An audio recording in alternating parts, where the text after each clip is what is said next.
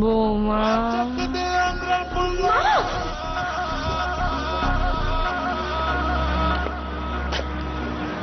অলকের এই হঠাৎ বদলে যাওয়ার কারণটা খুঁজে বের করতে হবে। এর পেছনে ডেফিনেটলি নিশ্চয়ই একটা কোনো বড় রকমের কেরও আছে। কি বলছিস রে? তুই কি করবি? কি করবি? ভাবতে হবে, ভাবতে হবে। পেয়েছি। এই ব্যাপারটাতে একজনই পারে আমাদেরকে সাহায্য করতে। কে? সে তোর আমার আমাদের কারোর মতোই মানুষ নয়। তবে কি অরণ্যদেব?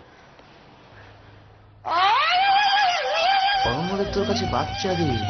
এর এক পাঞ্চে পুরো বিশ্ব দুলে ওঠে। জাইগল দেখতে পায় না, তা সে দেখতে পায়। মানে এক কথায় বাঙালির শার্লক হোমস।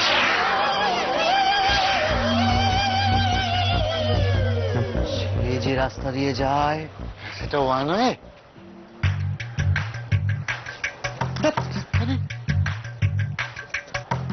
সেখানে কুকুর বিড়াল কেউ রাস্তা মারাতে পারে না।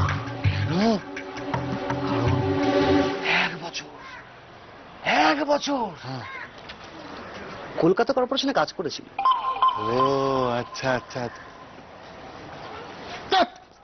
এখানে কি হবে? আরে একে দিয়ে হবে হবে না মানে তুই জানিস? হ্যাঁ, কলকাতা কর্পোরেশনে কাজ করে করে এর ঘ্রাণ শক্তি আর শ্রবণ শক্তি দুটোই বেশ প্রখর হয়ে গেছে বুঝিস। একমাত্র এই গেড়ে পাকাই পারবে এই গেরোটা খুলতে। তাই নাকি?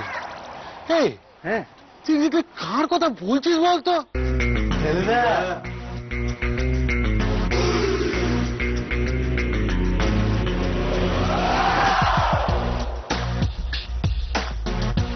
গত বছর আমি মাধ্যমিকে উত্তীর্ণ হয়ে গেছি, সুতরাং ফেলুদা বলার কোনো মানে হয় না।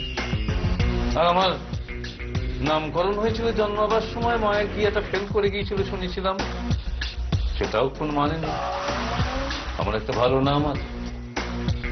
হ্যাঁ, তোমার একটা ভালো নাম আছে তো। ভালো নামটা কি জানো? ভুলে গেছিস তো? তাহলে এখন আয়, আমার সঙ্গে কোনো দরকার নেই। এই না, আরে ফেলুদার ভালো নামটা কি ছিল? ভালো নাম? হ্যাঁ, পদস্মিতা। হ্যাঁ হ্যাঁ, আরে সেটা তো আসল ফেলুদার নাম। আরে কচুপাড়ার ফেলুদার ভালো নামটা কি ছিল বলবি তো? কি যেন ছিল, কি যেন ছিল? আমি এসব জানি নাকি। পেয়েছি। এই না বলে আমার ভাষা। আমি কি করলাম? আরে ফেলুদার ভালো নাম তুই বলেই দিলি। কখন? পটলেশ্বর প্রামাণিক। হ্যাঁ হ্যাঁ। কোনো কেস আছে নাকি? হ্যাঁ, একটা জবর কেস আছে বুঝলে। জব্বর কেস? কোনো কেস আছে নাকি? হ্যাঁ, একটা জবর কেস আছে বুঝলে। জব্বর কেস? No problem. গব্বরের কেসটা তো আমিই সলভ করেছিলাম। আরে না, আমাদের পাড়ার ওই গব্বর কথাই আছে না, ওর একটা বোকা পাটা হারিয়ে গিয়েছিল বুঝিস তো, বোধহয় তার কথাই বলছি।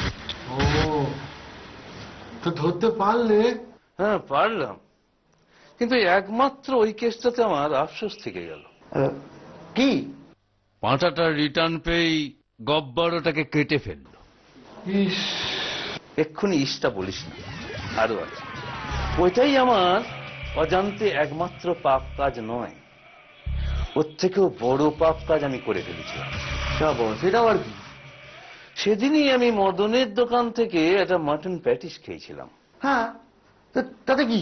তাতেই আমি জানতে পারি যে ওই প্যাটিসের মধ্যে ওই বোকা ফাঁটার মাংসটাই ছিল। হ্যাঁ, এবার তুই এসটা বলতে পারিস। সেটাই আমার বিবেকে এখনো অম্বলের ঢেকু হিসেবে উঠে আসে বারবার। তাই? শুধু তাই নয়, বন্ধুরা বলে আমি নাকি ঘুমের ঘরে এখনো ওই ব্যাঁ ব্যাঁ করে ডেকে উঠি। হ্যাঁ, ওটাই নাকি ওই বোকা পাঁঠাটার অতিরিক্ত কান্না। দেখো, প্রথমটার জন্য হয়তো আমি বলতে পারি, মানে তোমার যে প্রথম অসুখটা, সেটার জন্য তুমি জেলসুল খেতে পারো, কিন্তু ওই সেকেন্ড অসুখটার কোনো ওষুধ আমার কাছে কিন্তু নেই। যাকে, তোদের কেসটা কি তাই বল শুনি। হ্যাঁ, ওই আরে আমাদের পাড়ার ওই অলোক আছে না? হ্যাঁ, তুমি চেনো তো ওকে, অলোককে? হ্যাঁ, ওই গোদা খোকনটা হ্যাঁ, প্রচুর তরমুজ খায়। ওর জন্য আমাদের ওই কচুপাড়া বাজারে একটাও তরমুজ পাওয়া যায় না, সব ওর মা কিনে নেয়। ওর ওপর আমার বরাবরই একটা সন্দেহ ছিল। হ্যাঁ, আর এখন জানো তো তোমার সন্দেহটাও, যদি তুমি ওকে দেখো আর কি, তাহলে তোমার সন্দেহটা 2 গুণ 4 গুণ 6 গুণ বেড়ে যাবে। আরে ওই মালটা না, এই কদিন ধরে দেখছি এটা হেভি স্মার্ট হয়ে গেছে, বুঝলে? আমার মতো তো? না না, তোমার মতো এতটা হতে পারেনি, জানো, অনেকটা হয়েছে গো। বলো তো কি কেস? বলো, লোক হলো শেষমেশ। আরে সেটা তো আমরাও বুঝতে পারছি, কিন্তু কি করে হলো? সেটা অত সহজে বলবো কি করে আমি? এই টেলিভিশনে গালাগাল একদম নয়, সেন্সর বোর্ড সবে বড় পর্দার ক্ষেত্রে অ্যালাউ করেছে। হ্যাঁ, না মানে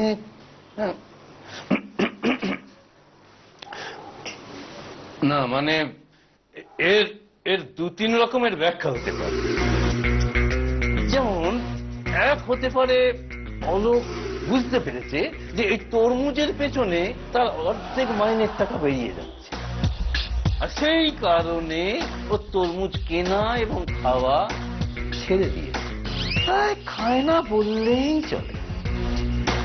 এই তার কারণে এই যে ওর শরীরের মধ্যে তরমুজের রস কমে যাওয়াতে এই রসিকা অলোক, বা আপনাদের ভাষায় ওই রসিকা অলোকা, আস্তে আস্তে এই রসহীন একটা